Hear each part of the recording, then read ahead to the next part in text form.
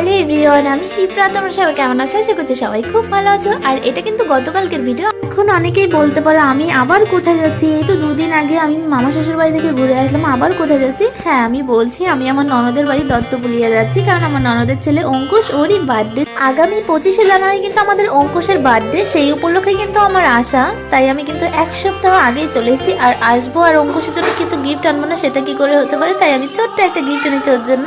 অঙ্কুশকে যদিও আমাদের বাড়ি থেকে গিফট দেওয়া হবে, কিন্তু আমি ভেবেছিলাম যে আমি ছোটখাটো একটা গিফট দিই, কিন্তু কি দেওয়া যায় অনেক ভেবে দেখলাম মামা মামির সঙ্গে অঙ্কুশের একটা মেমোরি রেখে দেওয়া যাক। তার জন্য এটাই আমি প্ল্যান করলাম যে একটা ফটোই বাঁধিয়ে দেবো। রাতে আমার হাজব্যান্ড নাইট ডিউটিতে গিয়ে আমাকে কল করেছিল, তো ওর সঙ্গে কথা বলছিলাম। আর আমার হাজব্যান্ডের একটা ভালো দিক বলি, যে হাজারো ব্যস্ততার মধ্যে আমাকে সময় দেয়। আমি কখনো ফোন করলে আমাকে একবারও বলে না যে আমি ব্যস্ত আছি, পরে ফোন করছি। সবসময় চেষ্টা করে আমাকে সময় দেওয়ার।